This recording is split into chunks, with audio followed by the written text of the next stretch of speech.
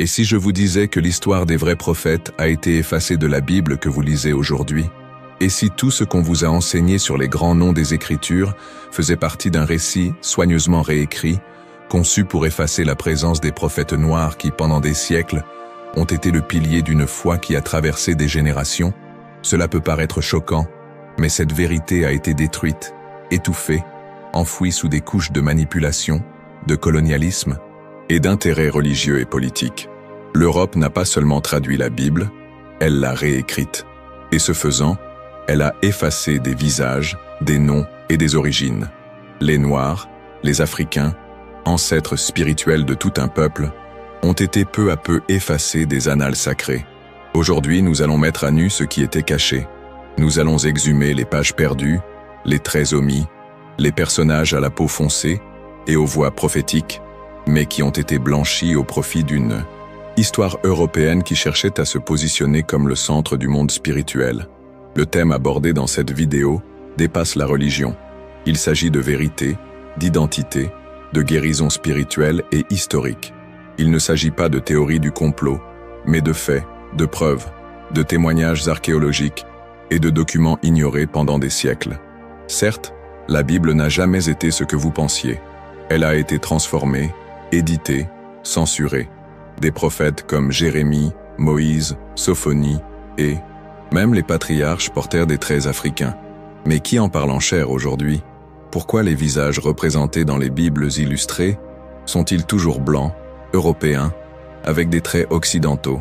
Pourquoi le christianisme moderne semble-t-il si éloigné de la réalité géographique et culturelle du Moyen-Orient et de l'Afrique, où tout a commencé?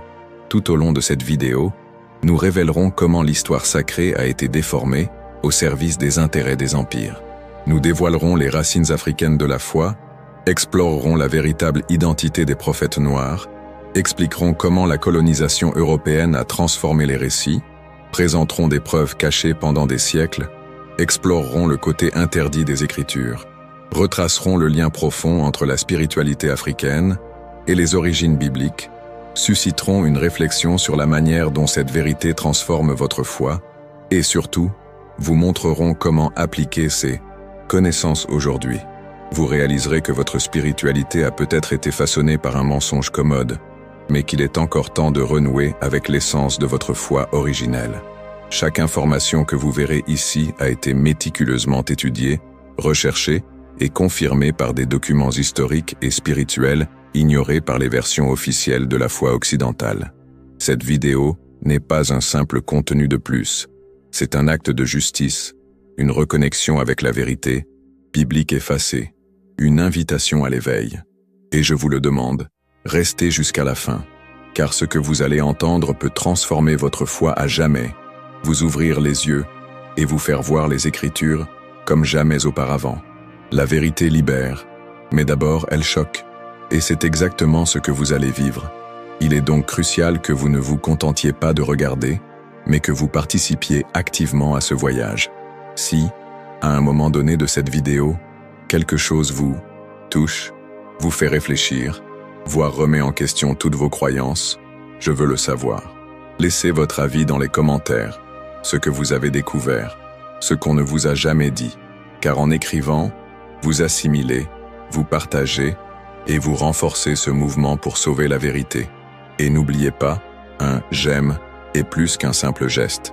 Cela aide l'algorithme à comprendre que ce contenu doit être montré à davantage de personnes, celles qui vivent peut-être prisonnières d'une foi façonnée par des mensonges. Et si vous n'êtes pas encore abonné à la chaîne, c'est le moment. Abonnez-vous dès maintenant, car ce n'est que le début d'une série de révélations qui transformeront votre vision de la Bible, de l'histoire et de la spiritualité. Appuyez sur le bouton, activez la cloche et marchez avec nous dans cette quête profonde de la vérité oubliée. La manipulation des Écritures n'est pas le fruit du hasard. Elle a été construite avec stratégie, intentionnalité et beaucoup de pouvoir. Lorsque l'on dit que la Bible a été réécrite ou réinterprétée, beaucoup pensent qu'il ne s'agit que d'une traduction, mais la vérité va bien au-delà. Ce qui s'est passé est une opération systématique de domination spirituelle et culturelle. Tout a commencé avec l'avancée de l'impérialisme européen et son alliance avec les structures religieuses. Pendant la période de colonisation, En particulier entre le XVe et le XIXe siècle, la Bible a été utilisée comme un instrument de contrôle et, non de libération. Rois, papes, empires et théologiens ont uni leurs forces pour transformer l'écriture en outil politique. Il était nécessaire de justifier l'expansion territoriale, la traite des esclaves, l'assujettissement de peuples entiers, et quel moyen plus efficace d'y parvenir que de déformer le livre le plus puissant jamais écrit. La Bible, censée être un livre de libération, a été utilisée pour emprisonner. Certains passages ont été soulignés, d'autres omis, et beaucoup ont été complètement supprimés des versions officielles. L'interprétation eurocentrique des Écritures plaçait l'Europe au centre de la volonté divine, comme si tout le plan divin tournait autour de l'homme blanc occidental. Mais lorsque nous revenons au texte original, lorsque nous analysons les contextes historiques et les racines culturelles, nous voyons quelque chose de complètement différent.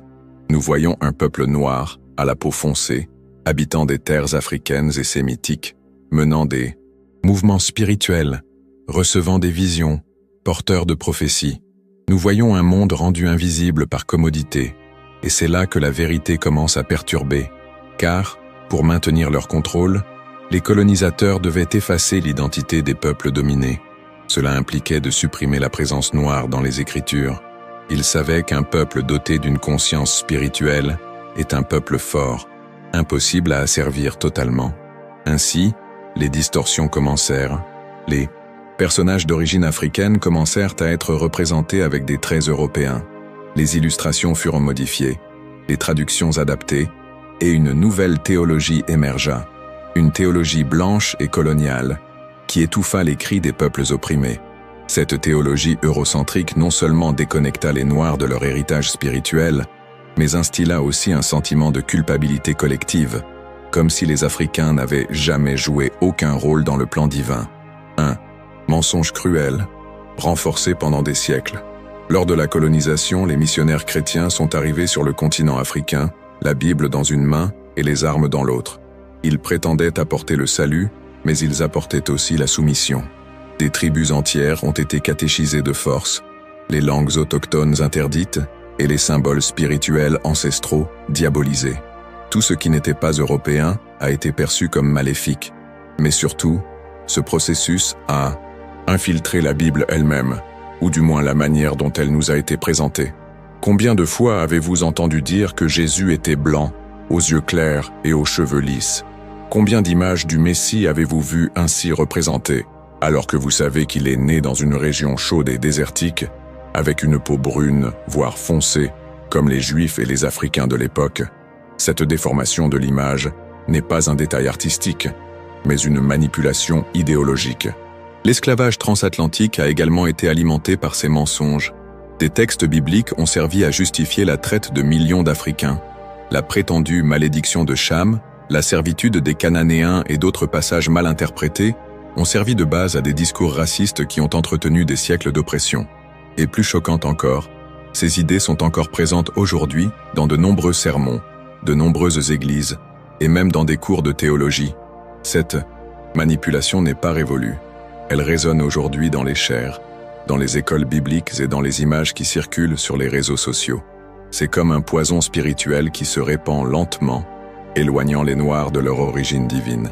Nous vivons une époque extrêmement difficile, où les prophéties se réalisent, mais beaucoup ne se rendent toujours pas compte de ce qui se passe dans le monde. C'est pourquoi j'ai mis à disposition mon livre numérique, Révélé, l'Apocalypse, que vous pouvez télécharger immédiatement via le premier commentaire épinglé. Ce livre vous aidera à découvrir tous les mystères de l'Apocalypse et changera votre vie. Rendez-vous dans le premier commentaire épinglé pour obtenir votre exemplaire, car il en reste très peu et il sera bientôt retiré. Ne perdez pas de temps, cliquez dès maintenant et assurez-vous votre copie numérique. Mais la vérité crie, et elle a toujours été là, attendant d'être redécouverte. La géographie biblique révèle que de grands événements spirituels ont eu lieu dans des régions aujourd'hui appelées Afrique et Moyen-Orient. Le Jardin d'Éden, par exemple, est décrit comme un lieu situé entre des fleuves qui traversent l'Afrique. L'Éthiopie est mentionnée à plusieurs reprises dans les Écritures. Des prophètes comme Jérémie, né en territoire sémite, ressemblaient à de nombreux Africains. Les Israélites ont passé des générations en Égypte, une nation africaine. Et Jésus lui-même, enfant, s'est réfugié en Égypte, un fait ignoré par beaucoup. Si Jésus avait eu des traits européens, il se serait immédiatement fait remarquer dans cette région. Mais ce n'était pas le cas. Il est passé inaperçu, parce qu'il ressemblait aux gens de là-bas, les Noirs, les opprimés. Ce lien entre foi et identité est trop puissant pour continuer à être ignoré. Le christianisme, mouvement populaire, est né parmi les populations pauvres, marginalisées et non blanches. Des hommes et des femmes résistant à l'Empire romain et en quête d'une spiritualité libératrice. L'Europe a su capter cette flamme et la transformer en instrument d'oppression. Mais lorsque nous comprenons cela, lorsque cette vérité nous atteint, quelque chose en nous s'éveille. Car il ne s'agit pas seulement de racisme, mais de spiritualité, d'appartenance, de reconquête de ce qui nous a toujours appartenu et qui nous a été volé. L'héritage spirituel noir est vivant et refait surface. Et n'oubliez pas de vous procurer votre livre numérique « Révéler l'Apocalypse ». Il est très important de l'acheter rapidement avant que les exemplaires ne soient épuisés.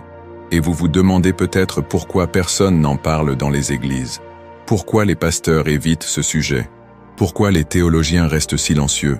Et je vous le dis, parce que la vérité libère, mais elle confronte aussi. Elle prend le pouvoir des mains de ceux qui dominent et rend au peuple ce qui lui a été pris. Elle brise les structures, remet en main, questionne les systèmes, expose les tromperies. C'est pourquoi beaucoup préfèrent laisser les choses telles qu'elles sont. Mais ici, sur cette chaîne, nous choisissons de briser le silence. Nous choisissons d'aller au fond des choses, même si cela vous met mal à l'aise, même si cela suscite des résistances, parce que des milliers de personnes ont soif de cette vérité, des personnes qui sentent au fond d'elles que quelque chose ne va pas, mais qui ne savent toujours pas comment l'exprimer. Cette vidéo est pour vous, et je vous invite à laisser une phrase simple dans les commentaires. La vérité revient. Écrivez-la. Faites cette déclaration. Montrez que vous êtes présent, conscient et prêt à rompre avec les mensonges. Si quelque chose dans cette vidéo vous a touché jusqu'ici, commentez également ce qui vous a le plus surpris. Créons une chaîne d'éveil dans les commentaires. Je veux entendre votre voix active ici. Alors reprenons là où nous nous sommes arrêtés, car c'est maintenant que les choses commencent à s'approfondir. La vérité, passée sous silence pendant des siècles, doit être révélée clairement, et vous méritez de connaître chaque détail de cette histoire oubliée. Lorsque nous parlons des racines noires de la Bible, nous ne suggérons pas simplement que les Africains ont participé au récit biblique. Nous affirmons, sur la base de preuves historiques, spirituelles et géographiques, que les personnages centraux de la Bible sont nés, ont vécu et se sont déplacés en terres africaines ou très proches, avec des caractéristiques culturelles, ethniques et physiques qui ne ressemblent en rien aux images que le christianisme européen nous a imposées. La Bible commence dans un contexte africain et oriental.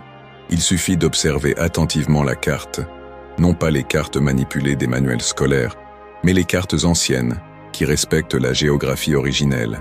Le jardin d'Éden, selon le récit biblique de la Genèse, se trouvait entre 4 fleuves, le Tigre et l'Euphrate, qui traversent le Moyen-Orient, et le Gouillon, qui entoure l'Éthiopie, oui, l'Éthiopie, une nation africaine d'origine ancienne.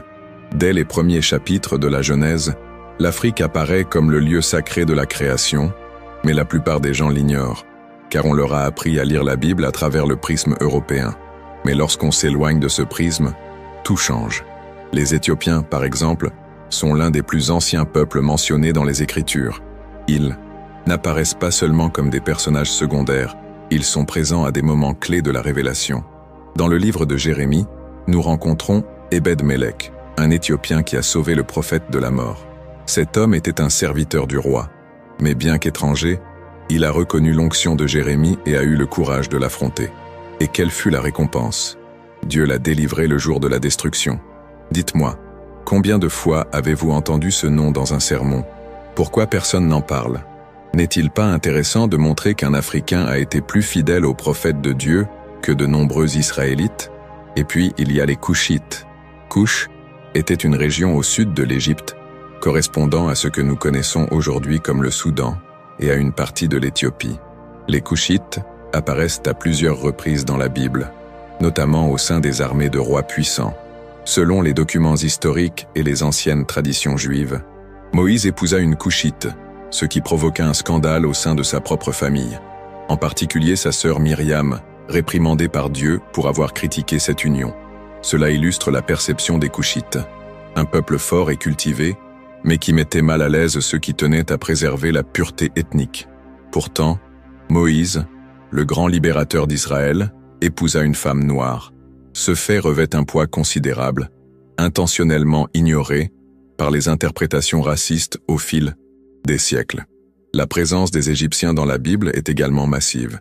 Et rappelez-vous, l'Égypte se trouve sur le continent africain et les Égyptiens étaient un peuple à la peau foncée et d'apparence africaine. Abraham était en Égypte, Joseph a régné en Égypte, Moïse a été élevé par la fille de Pharaon. L'histoire de l'Exode se déroule entièrement sur le sol africain. Alors comment est-il possible que la Bible, avec tant de personnages africains, ait été transformée en un livre blanc? Cette dissociation n'est pas une erreur innocente. Elle a été intentionnellement construite. Ils ont réécrit les visages, modifié les couleurs de peau et même européanisé les noms. De nombreux personnages d'origine africaine ont été blanchis au cours de l'histoire par des artistes et des théologiens qui voulaient aligner la foi sur le pouvoir politique de l'Europe chrétienne. L'Éthiopie est d'ailleurs décrite à plusieurs reprises comme une nation pieuse et craignant Dieu. Le livre des Actes des Apôtres contient l'un des épisodes les plus marquants de ce récit. L'eunuque éthiopien, haut fonctionnaire de la reine Candace, lisait le prophète Isaïe lorsque Philippe l'aborda.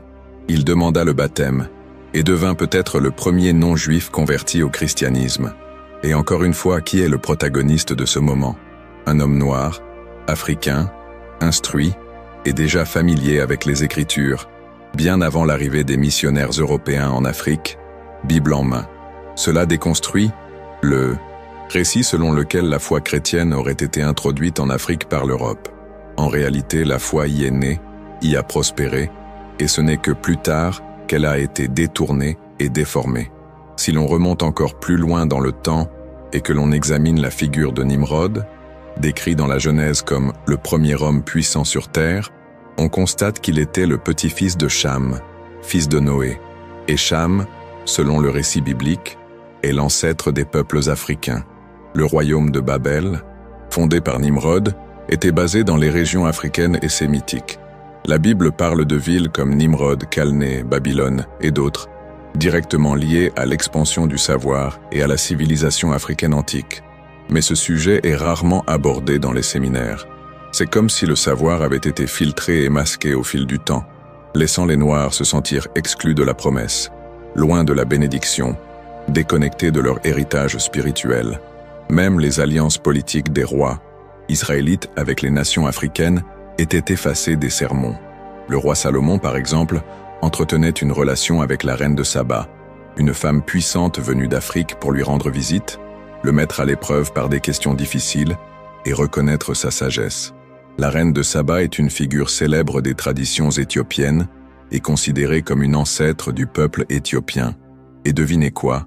Dans certaines de ces traditions, elle aurait eu un fils avec Salomon, ce qui aurait donné naissance à une lignée de rois noirs se considérant comme les descendants directs de la maison de David.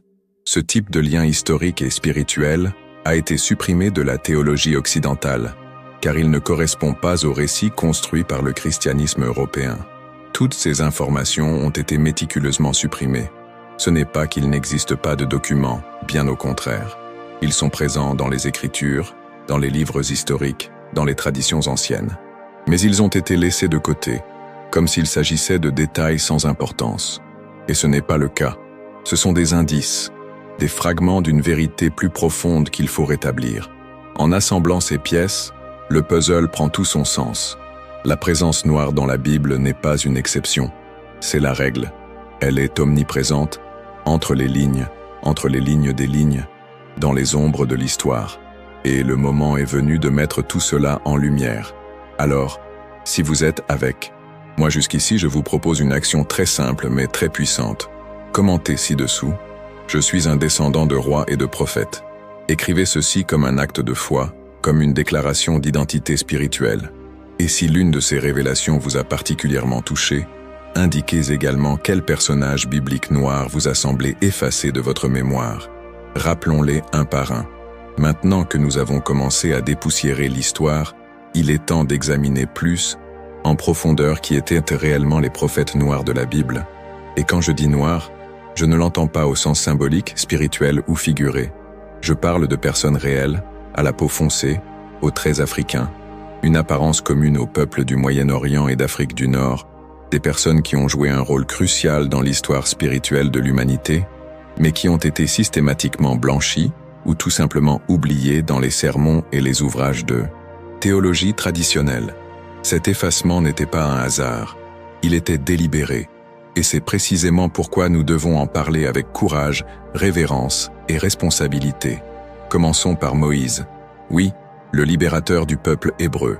Moïse a grandi dans la maison de Pharaon, fils adoptif de la fille du roi d'Égypte, un environnement typiquement africain. Il a vécu en Égypte, a été éduqué par des Égyptiens, parlait les langues de la cour et connaissait les traditions africaines de l'époque. Et, voici un point que peu de gens abordent. Si Moïse avait été blanc, blond ou à la peau claire, il n'aurait jamais pu passer pour un Égyptien. Il se serait immédiatement distingué parmi les Africains. Mais ce ne fut pas le cas. Il a grandi comme l'un des leurs. Cela signifie qu'il avait une apparence similaire à celle des Égyptiens, et les Égyptiens de l'époque n'étaient pas européens, ils étaient africains. Par conséquent, Moïse, par déduction logique, était un homme à la peau foncée, avec des traits compatibles avec les Noirs d'Afrique du Nord. Mais combien de fois avez-vous vu Moïse représenté comme un homme noir dans des films, des peintures ou la littérature chrétienne? C'est rare, presque inexistant, car cette vérité est troublante. Il brise le mythe de la suprématie spirituelle européenne. Passons maintenant à Jérémie, connu comme le prophète qui pleure, celui qui annonça le jugement de Dieu et subit la persécution pour sa fidélité. La Bible rapporte que Jérémie était originaire d'Anathoth, une ville de la tribu de Benjamin située en Juda. Historiquement, Juda était une région limitrophe des territoires africains, et le peuple juif de cette époque avait une apparence très différente de celle que l'on nous enseignait à l'école du dimanche. Mais voici quelque chose d'encore plus intéressant. Dans Jérémie 13, 23, le prophète lui-même utilise la métaphore suivante pour expliquer la transformation spirituelle. L'Éthiopien peut-il changer sa peau ou le léopard ses taches? Cette déclaration indique deux choses. Premièrement, que Jérémie connaissait bien l'apparence des Éthiopiens, c'est-à-dire des Africains noirs. Deuxièmement, qu'il s'adressait à un peuple qui connaissait également cette apparence. Troisièmement, et c'est le plus frappant, pour lui, il était clair que la peau foncée des Éthiopiens était quelque chose de naturel, de fixe et de reconnaissable. De nombreux chercheurs soutiennent en effet que ce type d'analogie n'a de sens que s'il est interprété par quelqu'un partageant la même apparence. Jérémie était donc bien plus proche des Noirs que la théologie traditionnelle ne veut bien l'admettre. Sophonie est un autre nom à réhabiliter. Peu de gens parlent de lui. Pourtant, Sophonie est mentionné comme un descendant d'Ézéchias, roi de Juda. Sa généalogie est l'une des plus complètes parmi les petits prophètes. Et lorsqu'on examine l'origine du mot « Cush », qui semble lié à sa lignée, on découvre que ce terme, utilisé en hébreu, signifie littéralement « personne à la peau foncée » ou « noire », et est directement lié à la région de Cush, en Afrique. Cela renforce l'idée que Sophonie était aussi un prophète d'origine africaine, d'origine cushite, un homme noir dont la voix résonnait contre les injustices et les idolâtries de son époque. Pourtant, qui enseigne cela dans les séminaires? Qui l'inclut dans les manuels de théologie systématique? On dirait qu'il existe une résistance à laisser l'esprit du chrétien, moyen d'associer prophète à des noirs. Cette résistance n'est pas fortuite. C'est le symptôme d'une foi fondée sur un racisme structurel. Et puis il y a Siméon, un personnage souvent oublié, mais dont la présence dans le Nouveau Testament est extrêmement symbolique. Dans Luc 2, il est décrit comme un homme juste et pieux, à qui le Saint-Esprit a révélé qu'il ne mourrait pas avant d'avoir vu le Christ. Il reconnaît Jésus bébé au temple et fait l'une des déclarations les plus puissantes de la Bible. « Maintenant, Seigneur, tu peux renvoyer ton serviteur en paix, car mes yeux ont vu ton salut. » Or, le détail réside dans un autre Siméon, mentionné dans Actes 13:1, appelé Siméon le Niger. Le mot Niger en latin signifie littéralement noir. Oui, la Bible indique clairement qu'il y avait parmi les premiers dirigeants de l'Église chrétienne un homme noir, identifié par sa couleur de peau. Mais avez-vous déjà entendu un sermon à son sujet? J'en doute, car cela changerait tout. Cela remettrait en cause l'image, véhiculée depuis des siècles, selon laquelle le christianisme est une religion européenne. Or, ce n'est pas le cas. La foi chrétienne est africaine par ses racines, orientale par sa forme, marginalisée par ses origines. Et les prophètes qui portèrent cette foi étaient pour la plupart noirs. L'étymologie des noms hébreux en est également la preuve. Nombre d'entre eux proviennent d'anciennes langues sémitiques et africaines, avec des sonorités gutturales et des racines linguistiques directement liées aux langues encore parlées aujourd'hui en Éthiopie, au Soudan et en Érythrée. Leur translittération en grec puis en latin a fait perdre à beaucoup leur sonorité d'origine, leur force culturelle et leur identité ethnique. Le nom Moïse, par exemple, vient de l'hébreu Moshe, qui est lié au verbe masha, signifiant puiser de l'eau, mais présente également des similitudes avec les noms égyptiens des princes et des pharaons. Le nom Jérémie, issu de l'hébreu Yirmeyahu, signifie « exalté par Dieu » ou « Dieu établira ». Cette structure linguistique est totalement différente de la phonétique européenne. Il s'agit de noms de peuples anciens, profondément enracinés dans la culture afro-sémitique. Le silence de la théologie traditionnelle face à ces preuves est criant, un silence qui écœure, qui divise, qui éloigne les Noirs de leur propre héritage spirituel. Un silence qui a façonné des générations entières, les laissant croire que Dieu n'utilisait que les Blancs, que les élus avaient les yeux bleus et les cheveux blonds, alors que la vérité est tout le contraire. Ce silence est complice de l'effacement, complice de la douleur, complice du mensonge. Mais ici, dans cet espace, nous choisissons de briser ce silence. Nous choisissons de dire la vérité. Nous choisissons de restaurer ce qui a été détruit. Car personne ne nous convaincra jamais que nous n'appartenons pas au récit sacré. Nos visages sont gravés dans les pages des Écritures. Nos noms y sont. Notre couleur, notre culture, notre douleur et notre espoir y sont inscrits, attendant seulement d'être redécouverts. Et si vous avez ressenti cet impact, si quelque chose a brillé en vous à l'écoute de ces vérités, j'aimerais vous demander d'écrire la phrase « Le silence est terminé » dans les commentaires. Déclarons-le ensemble. N'hésitez pas à commenter si l'un de ces prophètes vous a surpris. Moïse, Jérémie, Siméon, Sophonie, dites-moi qui d'autre, selon vous, a été effacé de la mémoire spirituelle collective. Et c'est précisément là que la vérité commence à toucher de profondes blessures, car comprendre qui étaient les prophètes noirs n'est qu'un début. L'étape suivante consiste à comprendre ce qu'ils ont fait de cette vérité. L'histoire n'a pas été simplement oubliée ou ignorée, elle a été réécrite. Le récit biblique, originairement ancré dans un contexte afro-asiatique, a été capturé, façonné, défiguré et repeint par les empires européens. Et cette réécriture n'était pas seulement symbolique. Elle s'est manifestée dans la théologie, l'art, les liturgies, les images, les traductions, et même dans la manière dont Dieu lui-même a été imaginé pendant des générations. La mission coloniale européenne n'a pas seulement apporté armes et drapeaux au peuple qu'elle dominait. Elle a également apporté une version édulcorée de la foi, soigneusement conçue pour consolider le pouvoir, imposer la culture et effacer les identités. Lorsque les colons arrivèrent en Afrique, aux Amériques et ailleurs dans le monde, ils portaient une Bible à la main et souvent une croix sur le dos. Mais leur croix n'était pas celle de la libération, c'était celle du contrôle. Ils savaient que le contrôle spirituel est le plus efficace. Dominer la foi d'un peuple, c'est dominer son âme. Et c'est exactement ce qu'ils firent. Ils créèrent un récit théologique qui plaçait l'homme européen à l'image de Dieu, le Dieu de la Bible, qui se révéla dans les déserts, les montagnes et les tentes à la peau sombre, fut dépeint comme un vieil homme blanc à la longue barbe, semblable au Dieu des mythologies grecques et nordiques. Jésus, un juif du Moyen-Orient, fut transformé en un Européen à la peau claire, aux yeux bleus et aux cheveux lisses. La Vierge Marie, les disciples, les rois mages, tous furent repeints avec des traits européens, tandis que les personnages noirs furent relégués au second plan du récit, ou représentés comme des figures exotiques et secondaires. Ainsi, génération après génération, le monde chrétien a appris à associer la sainteté à la blancheur et le péché aux ténèbres. La production de Bibles illustrées fut l'un des instruments les plus puissants de ce processus de blanchiment de la foi.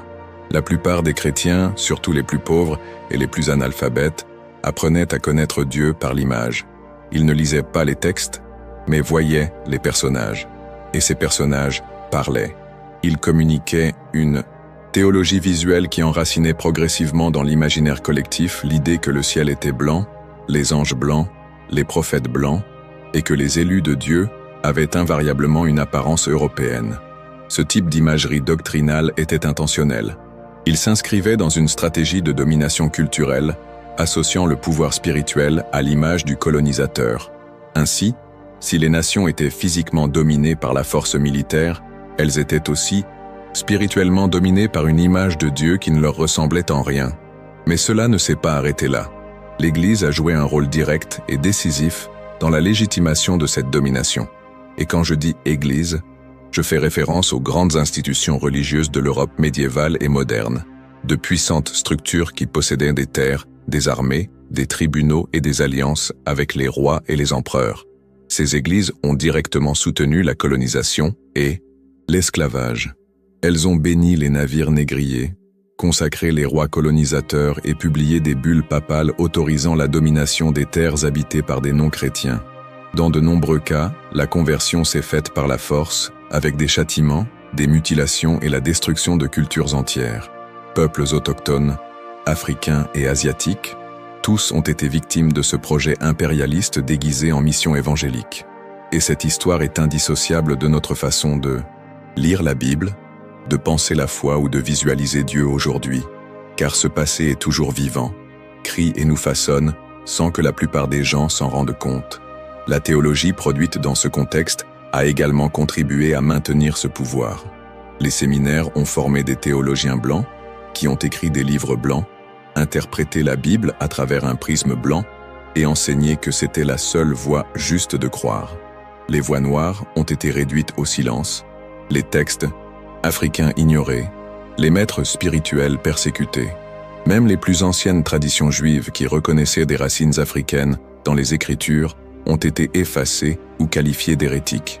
Et le plus cruel, c'est que tout cela a été fait au nom de la foi, au nom d'un évangile censé libérer, mais qui s'est transformé en outil d'oppression.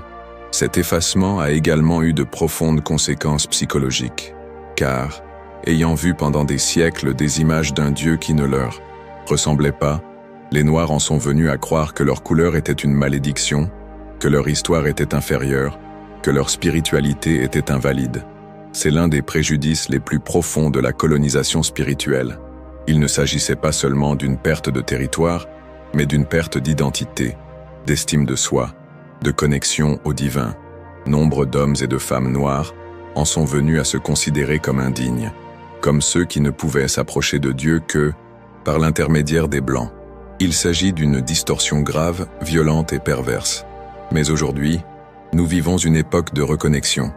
Des voix réduites au silence refont surface. Des textes cachés sont traduits.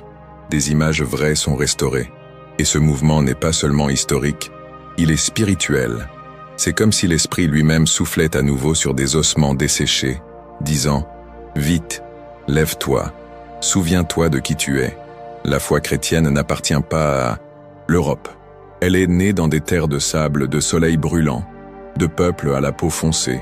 Elle a prospéré parmi les pauvres, les persécutés, les étrangers. Elle a été apportée au monde par des disciples qui n'auraient jamais été acceptés dans les temples européens du XIXe siècle. Et si nous voulons vraiment suivre les traces de Jésus, nous devons commencer par là, en démantelant le mensonge érigé en vérité. En observant les Bibles illustrées encore présentes dans les foyers aujourd'hui, on réalise à quel point cette influence perdure. L'image blanche de Jésus domine encore les peintures, les t-shirts, les films, les feuilletons télévisés, et même l'esprit de prédicateurs sincères qui, sans s'en rendre compte, reproduisent le modèle qui leur a été imposé. Combien de fois avez-vous vu dans les églises des enfants noirs dessiner Jésus en blanc? Ce n'est pas un hasard. Cela reflète un système d'endoctrinement silencieux qui façonne l'inconscient collectif et renforce une hiérarchie raciale au sein de la spiritualité. Plus grave encore, cela se produit même dans les pays à majorité noire. L'effacement était si profond que beaucoup ne soupçonnent même pas qu'on leur a appris à se rejeter eux-mêmes chaque fois qu'ils contemplent le sacré. Et maintenant, Peut-être ressentez-vous tout cet écho en vous.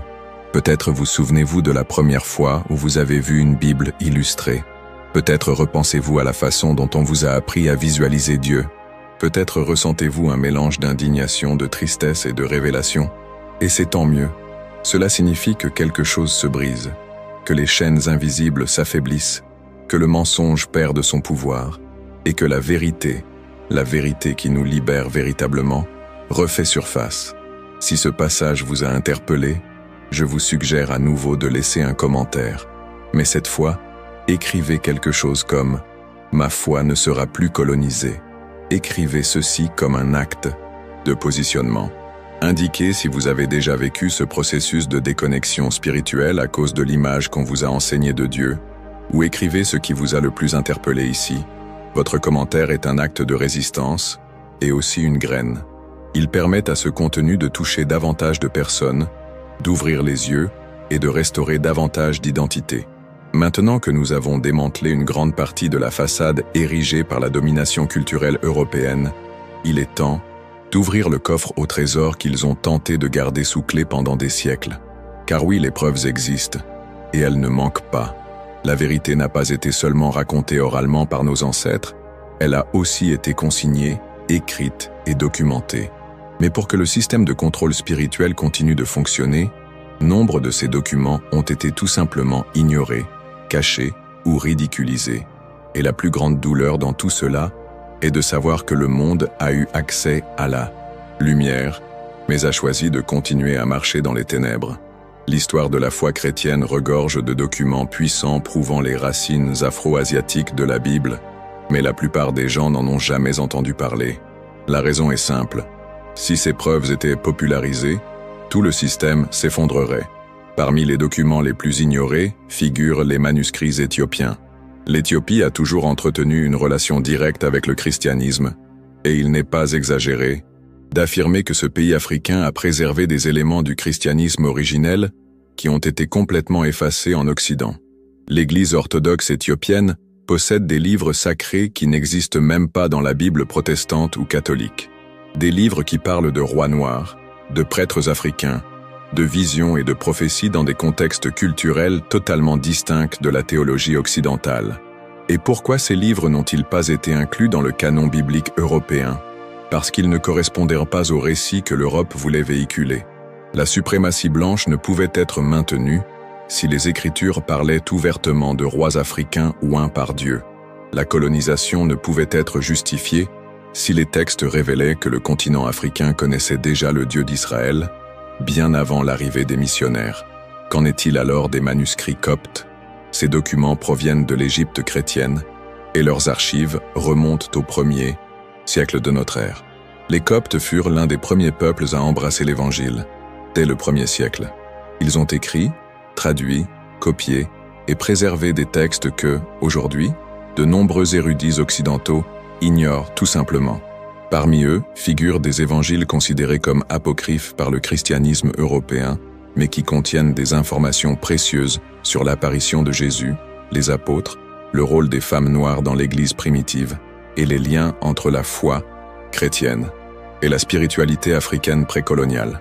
Le problème est que la plupart de ces textes n'ont même pas été traduits dans les langues modernes. Et lorsqu'ils l'ont été, ils sont restés confinés dans les universités, réservés à un groupe restreint de théologiens qui dictent ce qui peut et ne peut être accepté comme vérité. Au-delà des manuscrits, nous disposons également de découvertes archéologiques qui crient en silence. Inscriptions sur pierre, céramique, tombes, pièces d'œufs, monnaies, bijoux et artefacts représentent des hommes et des femmes à la peau sombre, participant à des rituels religieux, exerçant une autorité spirituelle, dirigeant des peuples et construisant des temples. Des statues de prophètes aux traits africains ont été découvertes lors de fouilles au Moyen-Orient et en Afrique du Nord. Des dessins rupestres représentent des rassemblements spirituels dirigés par des personnages noirs. On trouve des tombes de rois éthiopiens ornées de symboles juifs, témoignant d'un mélange de traditions africaines et hébraïques bien avant l'arrivée du christianisme en Europe. Et malgré tout cela, combien de ces découvertes ont fait l'objet d'articles de journaux? Combien figurent dans les manuels scolaires? Combien sont exposés dans les églises? Vous connaissez déjà la réponse? Presque aucune. car ces découvertes menacent la théologie eurocentrique. Elles prouvent que le centre de la foi n'était pas Rome, Paris, Londres ou Lisbonne. C'était Jérusalem. Sion couche l'Égypte, l'Éthiopie, Ninive. Des lieux chauds, au sol rougeâtre, à la peau foncée et aux cultures anciennes. Et une fois de plus, qu'a fait le système? Il a remplacé ces preuves par des images de la Renaissance. Cette période fut l'une des plus importantes pour la consolidation du mensonge. C'est là, au milieu des châteaux, des églises luxueuses et des puissants mécènes, que les images les plus influentes de la foi chrétienne moderne ont émergé, toutes blanches. Michel-Ange a peint un Dieu blanc au plafond de la chapelle Sixtine. Le Caravage a représenté un Christ blanc. Les maîtres italiens ont défini la norme visuelle de la spiritualité occidentale, et celle-ci s'est répandue comme un virus dans toute la chrétienté. Ces images ne sont pas neutres. Elles façonnent l'inconscient. Quand vous pensez à Moïse, Jésus, Marie ou Paul, quelle image vous vient à l'esprit? Probablement un visage blanc, lisse, européen. Ce n'est pas votre faute, c'est le résultat de siècles de conditionnement. Mais nous devons rompre avec cela, car ces images ne représentent pas la vérité. Ce sont des constructions politiques, artistiques et idéologiques. La vérité réside dans les pierres anciennes, dans les parchemins cachés, dans les chants de nos ancêtres, dans les traditions qui ont survécu aux persécutions. La vérité réside aussi dans votre peau, dans vos traits, dans votre ascendance. Vous portez en vous le reflet d'une spiritualité violée, mais non détruite. Lorsque nous commençons à combiner ces preuves, manuscrits anciens, découvertes archéologiques, récits historiques et analyses critiques des images européennes, l'énigme se forme sous nos yeux. L'histoire qu'on nous a racontée n'était pas la vraie. La foi qu'on nous a enseignée était incomplète. La spiritualité qu'on nous a transmise a été éditée, censurée et aseptisée. Mais aujourd'hui, tout cela est révélé. Et le plus incroyable, c'est que nous n'avons pas besoin de théorie pour cela. L'histoire elle-même nous en donne les clés. Ce qui manque, c'est le courage d'ouvrir les portes. Cette partie de la vidéo est toujours la plus inconfortable pour ceux qui ne se sont pas encore libérés des structures mentales imposées par la religion institutionnalisée. Car les preuves remettent en question le confort. Elles exigent un repositionnement. Et tout le monde n'est pas prêt à cela. Mais si vous êtes arrivé jusqu'ici, c'est que quelque chose en vous s'est déjà éveillé. Alors, n'ignorez plus cet appel. Commencez à vous interroger. Commencez à étudier. Commencez à voir avec les yeux de la vérité. Et rappelez-vous, rien n'est plus puissant que de connaître ses propres racines. Et puisque nous avons tant parlé de preuves et de vérités enfouies, j'aimerais vous demander une chose simple, mais à la portée symbolique très forte. Commentez ci-dessous « Je crois aux preuves ». Écrivez ceci pour montrer que vous êtes là, éveillé, conscient, prêt à sauver ce qui a été caché. Si certaines des informations que vous avez entendues jusqu'à présent vous ont surpris ou interpellé, indiquez également ce qui vous a le plus marqué. Échangeons nos idées dans les commentaires. Cet espace est le nôtre, et chaque commentaire contribue à diffuser ce message encore plus loin.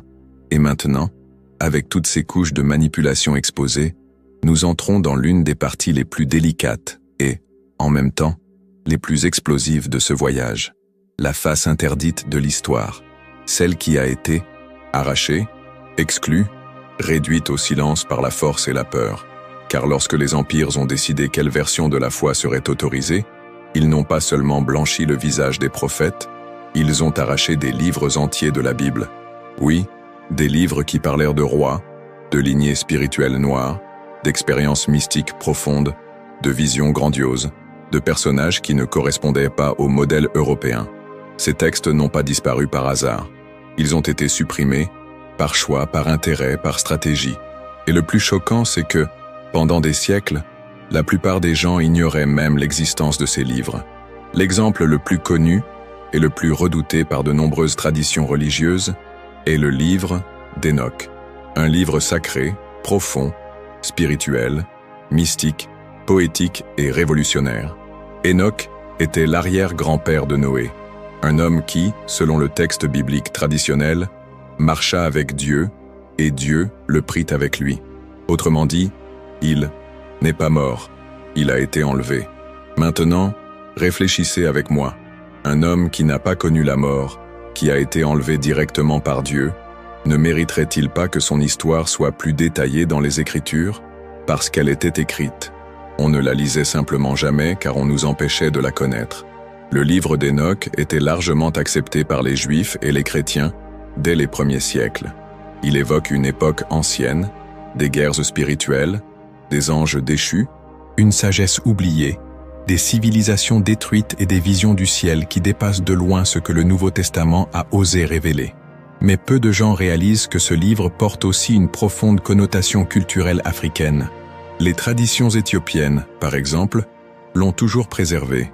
Il fait partie du canon de l'Église orthodoxe éthiopienne à ce jour. En effet, alors que l'Occident a déclaré le livre d'Hénoch hérétique, l'Afrique l'a préservé comme sacré, et cela en dit long. Le style littéraire d'Hénoch est distinctif, vivant, symbolique, très proche des textes transmis oralement parmi les anciens peuples africains.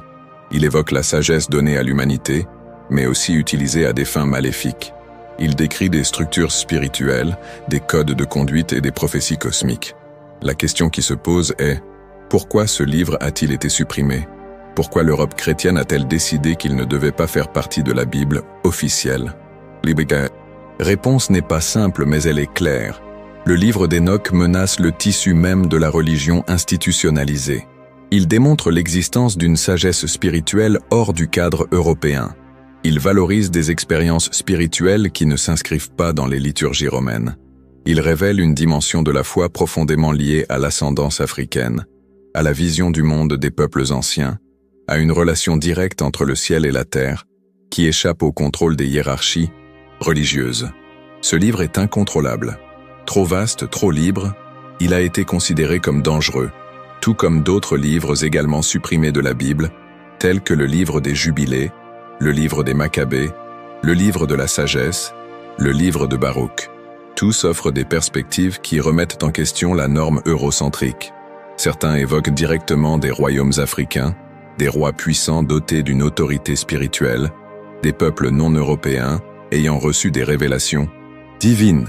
Au fil du temps, ces textes ont été relégués aux oubliettes. D'abord déclarés douteux, puis hérétiques, et enfin dangereux. Mais dangereux pour qui? Ni pour la vraie foi, ni pour ceux qui cherchent à se connecter à Dieu. Dangereux seulement pour ceux qui détiennent le pouvoir et craignent de le perdre. Dangereux pour ceux qui ont bâti des cathédrales sur le mensonge et refusent aujourd'hui d'abattre les murs de l'ignorance. Dangereux parce que, une fois que les gens découvrent ce qui leur a été volé, rien ne peut les arrêter. Nombre de ces livres cachés évoquent des lignées sacrées qui englobent le continent africain. Ils évoquent des visions survenues dans des régions aujourd'hui oubliées. Ils parlent de chefs spirituels noirs, oui, de prophètes apparus parmi les peuples africains, qui parlaient au nom de Dieu, persécutés non pas parce qu'ils étaient faux, mais parce qu'ils étaient libres. Et aujourd'hui, lorsque nous cherchons ces livres, savons-nous où les trouver? Dans les bibliothèques les plus confidentielles, dans des archives secrètes, dans les codes conservés par des érudits qui commencent seulement à mettre au jour ces trésors oubliés. Et la question que nous devons nous poser d'urgence est: pourquoi l'Afrique a-t-elle préservé ces textes tandis que l'Europe les rejetait?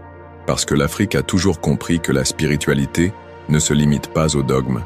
La foi, pour les Africains, n'est pas une théorie. C'est une expérience. C'est du sang. C'est une ascendance. L'Afrique n'a jamais eu besoin de Rome pour trouver Dieu. Elle a toujours su que Dieu était dans les montagnes, dans les rivières, dans le silence de l'aube et dans le cri des tambours. C'est pourquoi les colonisateurs ont tout fait pour déconnecter les Africains de leur spiritualité. Ils savaient qu'un peuple conscient de son histoire, de sa force, de son lien avec le divin, ne céderait jamais à l'oppression. Mais l'heure de la rédemption est arrivée.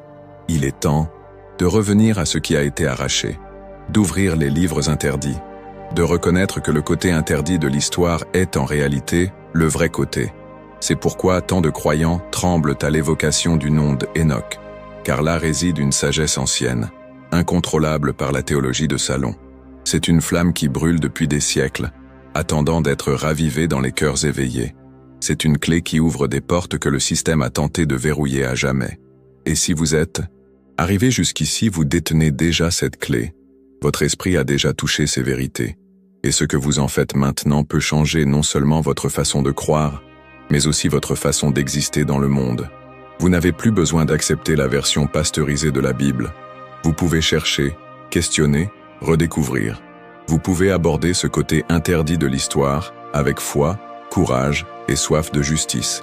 Car ce qui nous était caché sera désormais proclamé, et je veux que vous écriviez ceci dans les commentaires.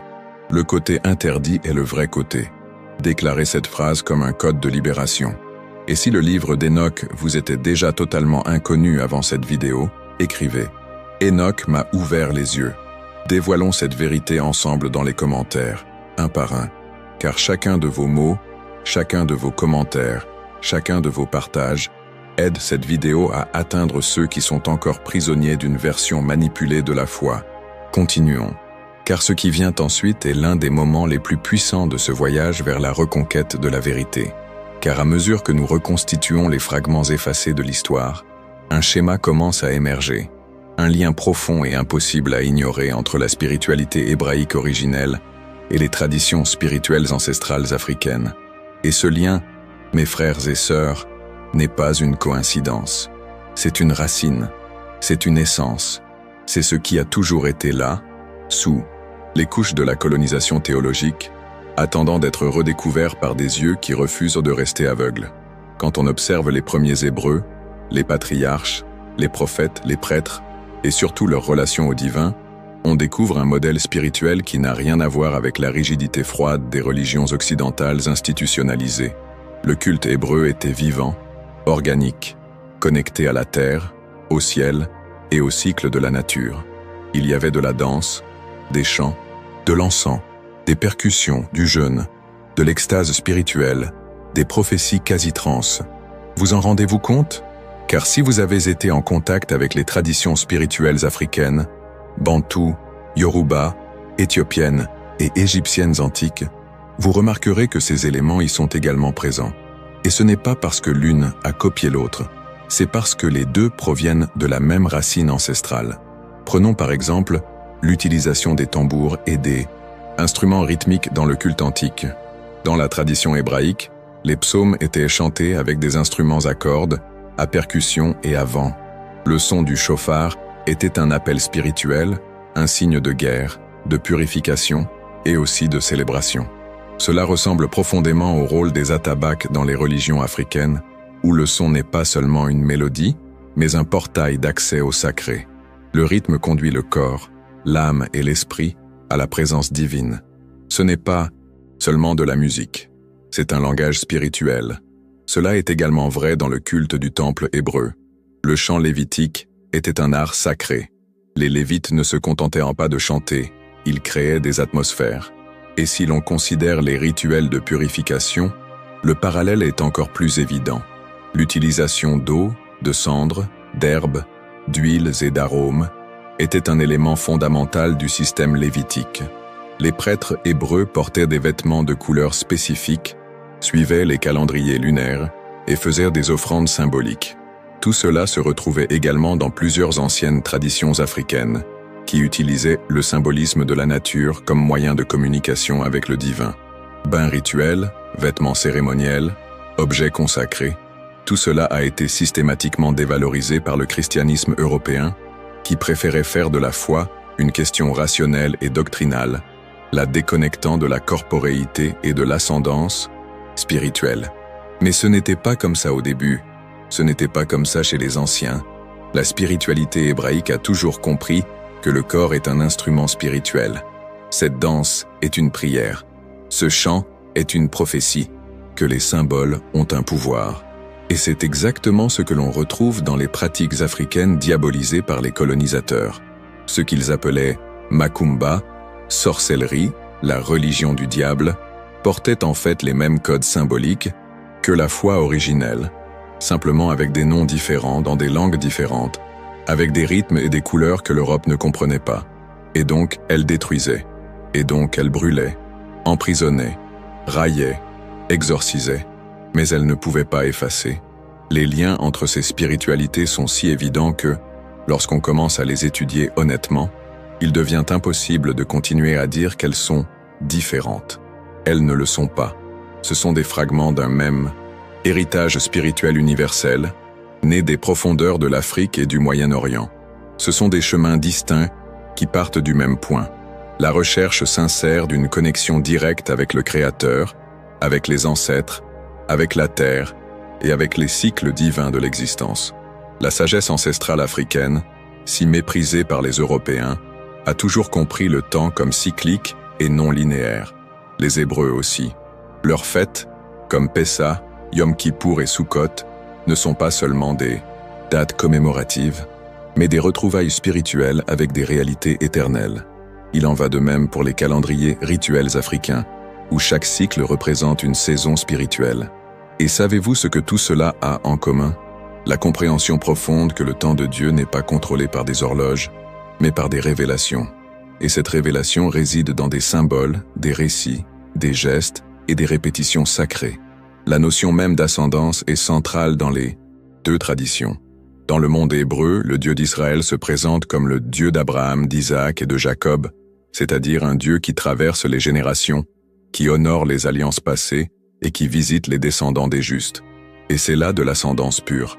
On retrouve la même logique spirituelle chez les peuples africains, où le respect des ancêtres est essentiel pour comprendre le présent et accéder à l'avenir. Il ne s'agit pas d'adoration, mais d'honneur, de conscience, d'identité. Et cela, malheureusement, a été traité comme un péché par des théologiens incapables de voir plus loin que leur propre nez européen. Nombre des pratiques spirituelles hébraïques les plus profondes ont été déformées, simplifiées ou supprimées dans le but de transformer la foi en une religion de pouvoir. Et lorsque l'Europe a décidé d'institutionnaliser le christianisme, elle a laissé de côté tout ce qui témoignait d'une spiritualité vivante, naturelle et intuitive, autrement dit, tout ce qui était lié à l'Afrique. C'est pourquoi aujourd'hui des milliers de Noirs ressentent un vide dans leurs églises, un sentiment de déconnexion, comme s'ils pratiquaient quelque chose qui ne leur parlait pas. Et savez-vous pourquoi? Parce que cette foi a été amputée. On a coupé ses racines, volé ses symboles, changé sa musique, réduit ses tambours au silence. Mais aujourd'hui, ce tambour résonne à nouveau. Nous vivons une époque de réconciliation avec la vérité spirituelle. Et cette vérité est simple. Il n'y a aucune contradiction entre être noir, africain et spirituel. Il n'y a aucun conflit entre la foi biblique originelle et la sagesse ancestrale de son peuple. Ce qui existe, c'est un mensonge historique qui nous a été inculqué pour nous éloigner de qui nous sommes vraiment. Mais aujourd'hui, nous ne pouvons plus l'accepter. Il est temps de faire la paix avec notre foi, notre histoire, notre couleur, notre son, notre danse, notre langage spirituel. Non pas pour tout, mélanger superficiellement, mais pour comprendre profondément que nous n'avons jamais été en dehors de la promesse. Nous sommes la promesse. Nous faisons partie de la lignée, du plan, du but. Et si vous avez ressenti tout cela résonner en vous en ce moment, si votre esprit a vibré à chaque connexion révélée ici, je vous invite à écrire dans les commentaires « Ma foi a des racines africaines ». Écrivez ceci avec courage, avec fermeté, comme si vous gravissez votre identité dans le sol de la vérité. Et si une pratique que vous rejetiez auparavant prend désormais sens, partagez-la aussi. Dialoguez, réfléchissez et forgeons ensemble de nouvelles voies. Ce canal est un espace de reconnexion, et chacun de vos commentaires est comme un tambour sacré qui se met à battre, appelant les autres à se réveiller. Continuons, car nous avons atteint un tournant.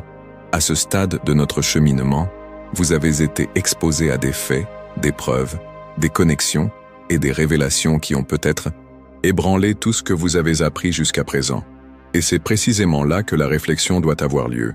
Pas une réflexion superficielle, du genre qui entre par une oreille et sort par l'autre, mais une réflexion qui vous brûle la poitrine, qui vous dérange, qui vous fait tout remettre en question. Car au fond, c'est la question qui me taraude, peut-être depuis le début de la vidéo. Qu'est-ce que cette vérité change dans ma foi? Et je veux que vous y réfléchissiez profondément, car cette réponse peut changer non seulement votre façon de croire, mais aussi votre façon d'exister.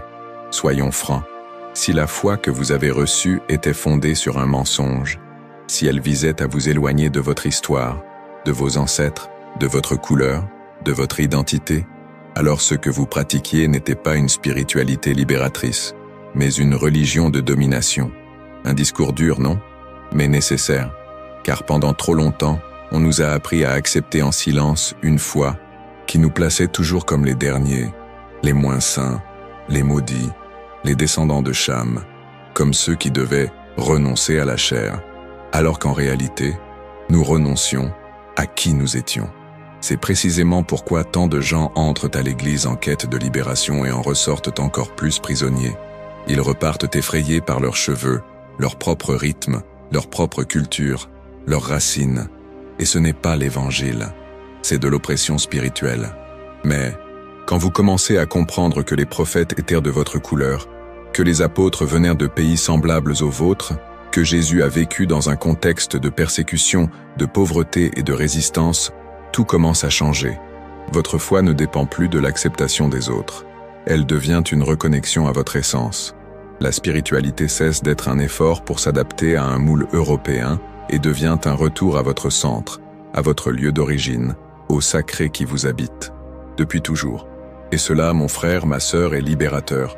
Combien de fois êtes-vous entré dans un temple avec le sentiment de ne pas y être à sa place, sans même savoir exactement pourquoi? Combien de fois avez-vous entendu des sermons qui vous faisaient sentir petit, sale, indigne, comme si votre existence devait être reniée pour être acceptée par Dieu? Maintenant, réfléchissez-y. Si le Créateur lui-même vous a créé noir, africain, doté d'une ascendance riche et profonde, pourquoi? Auriez-vous besoin de la renier pour lui plaire? La réponse est simple. Vous ne le devez pas. Vous ne l'avez jamais fait. On vous a enseigné cela uniquement parce qu'il existait un système qui cherchait à effacer tout ce qui fait votre force. Lorsqu'on entreprend de se réapproprier son histoire spirituelle, on comprend que le rôle des Noirs dans la Bible n'était pas secondaire. Au contraire, il était central. Ce sont les hommes et les femmes noirs qui ont maintenu la foi vivante en temps d'exil, d'esclavage et de persécution. Ce sont les Africains qui ont préservé les textes sacrés, qui ont embrassé l'Évangile lorsqu'il était encore pur, avant qu'il ne soit corrompu par la politique et la cupidité de l'Empire. Ce sont eux qui ont transmis de génération en génération la vérité que beaucoup ont tenté de taire. Et c'est pourquoi notre rôle aujourd'hui est de reconstruire cette foi, non pas d'inventer une nouvelle religion, mais de restaurer ce qui a été volé, de redonner sa dignité à la spiritualité des Noirs. Cette reconstruction commence par la prise de conscience. Elle commence lorsque vous cessez d'avaler sans réfléchir tout ce qu'on vous dit en chair. Elle commence lorsque vous ouvrez la Bible avec un regard grand ouvert, à la recherche des signes, des indices, des traces laissées par ceux qui nous ont précédés. Elle commence lorsque vous reconnaissez que votre connexion avec Dieu ne dépend pas de la satisfaction d'un système, mais de votre adhésion à la vérité. Et cette vérité est révélée maintenant, ici, devant vous. Je veux que vous vous autorisiez à ressentir cela. Ressentez ce qui se passe dans votre cœur en ce moment. Cette ardeur, cette agitation, ce désir d'en savoir plus, d'aller plus loin. C'est l'esprit qui souffle. C'est votre âme qui reconnaît quelque chose qu'elle a toujours su, mais que la religiosité a étouffé. Vous n'êtes pas ici par hasard. Cette vidéo ne vous est pas apparue par algorithme. Elle est apparue parce que le moment était venu. Il était temps pour vous d'entendre que vous n'avez pas été oublié, que vous n'avez pas été mis de côté, que vous n'avez pas besoin de changer de peau, d'histoire ou de culture pour être accepté par Dieu. Il était temps de comprendre que vous faites partie de cette alliance, non pas en tant que spectateur, mais en tant qu'acteur. Et donc je vous le demande, en toute sincérité, vous êtes-vous déjà demandé pourquoi on vous a caché cela? Avez-vous déjà réfléchi à ce que signifie vivre toute votre vie au service d'un Dieu qu'on vous a appris à imaginer sous le visage de l'oppresseur? Avez-vous déjà réfléchi au poids que cela a sur votre estime de soi, votre foi, votre façon de prier, votre façon de vous percevoir face au sacré? Ces questions sont dérangeantes, je le sais, mais elles sont nécessaires, car tant que vous n'affronterez pas cela de front, vous continuerez à véhiculer une spiritualité qui opprime au lieu de libérer. La bonne nouvelle, c'est que vous n'êtes plus obligé de vivre ainsi. Maintenant, vous savez, vous pouvez reconstruire. Vous pouvez désormais participer à ce mouvement de retour aux sources, de réinterprétation biblique, de reconnexion à l'essence de la foi. Et le rôle des Noirs dans ce processus est essentiel, car c'est par nos voix, nos expériences, notre résistance que la vérité sera restaurée. C'est nous qui raconterons cette histoire. C'est nous qui réécrirons les chapitres effacés. C'est nous qui retrouverons les noms oubliés, les chants passés sous silence, les symboles déformés. Et c'est pourquoi il faut persévérer. Il faut approfondir, étudier, chercher, questionner. Il faut s'entourer de personnes qui s'éveillent également, car il n'y a pas de retour en arrière. Une fois cette vérité entendue, on ne peut plus accepter une religiosité vide de sens. On ne peut plus faire semblant de ne pas l'avoir vue. On ne peut plus rentrer dans un moule qui n'a pas été créé pour soi. Si tout cela vous parle, n'hésitez pas à écrire dans les commentaires. Je refuse de suivre une foi qui efface qui je suis. Cette phrase est un manifeste, une déclaration, le début d'un nouveau voyage. Et si ce qui a été dit ici vous a rappelé des expériences vécues au sein d'Église, partagez-le. Cet espace de commentaires est le nôtre. C'est là que la guérison commence. C'est là que le collectif se forme. Si vous êtes arrivé jusqu'ici, c'est parce que quelque chose en vous a été touché par cette vérité. Et cela en dit déjà long sur votre éveil spirituel. Je vous invite donc directement à vous abonner à la chaîne. Rejoignez cette communauté qui reconstruit la foi avec conscience, identité et courage. Nous ne faisons que commencer, et les prochaines vidéos approfondiront encore davantage tout ce dont nous avons parlé ici. Si ce que vous avez entendu vous a interpellé, commentez ci-dessous. Je choisis la vérité. Écrivez ceci pour nous montrer que vous nous accompagnez dans ce cheminement. Et bien sûr, n'hésitez pas à aimer dès maintenant.